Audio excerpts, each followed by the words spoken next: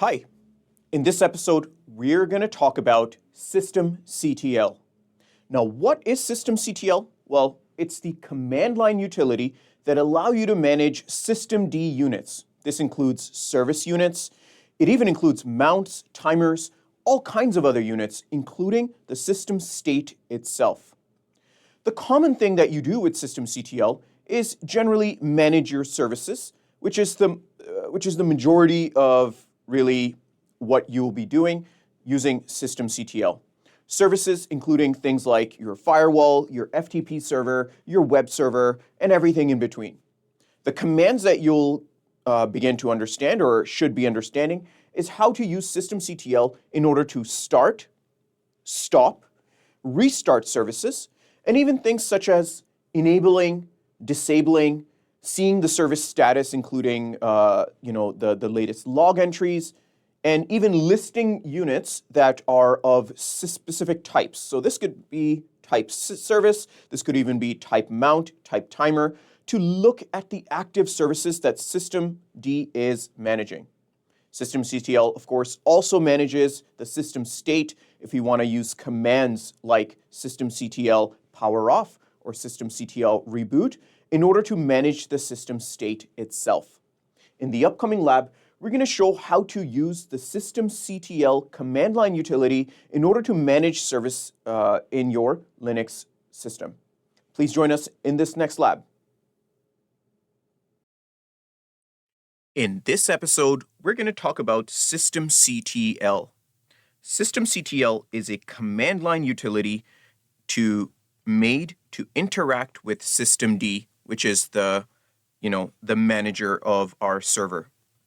So there's many things you can do with Systemctl, including powering off the system, rebooting the system, going into safe mode, starting and stopping services, restarting services, finding out the status, enabling and disabling services, listing service units, and listing all types of other units as well. So to use it, we use the command systemctl.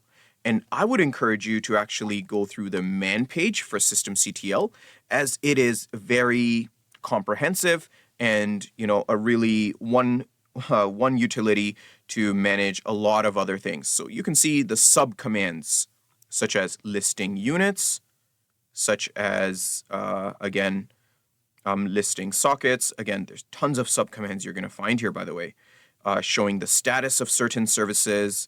Moving down and, like I mentioned, starting, stopping, restarting services, showing certain services, reading service files with the cat command, listing dependencies, starting services. You can see there's a lot of ways to be able to use it.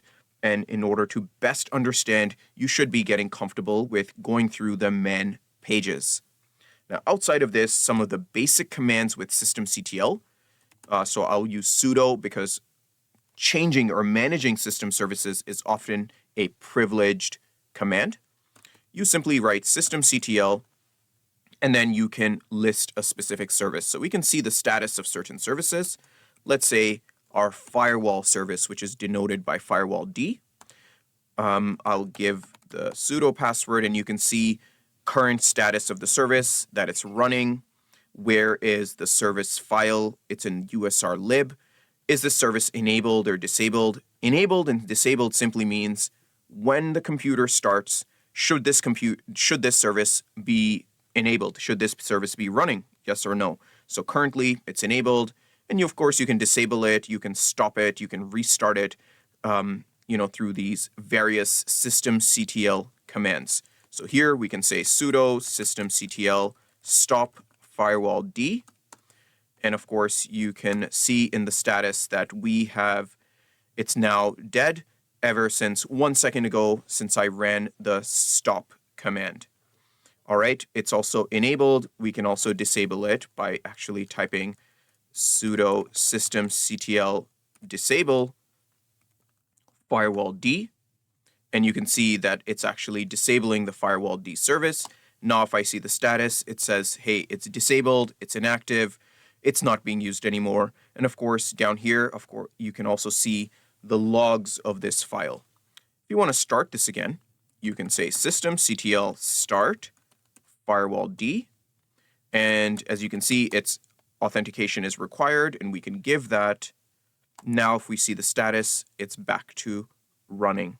However, it's still in a disabled state, and we want to change that. So we were going to say sudo systemctl enable firewall D, and now we have set it to be enabled when the computer boots.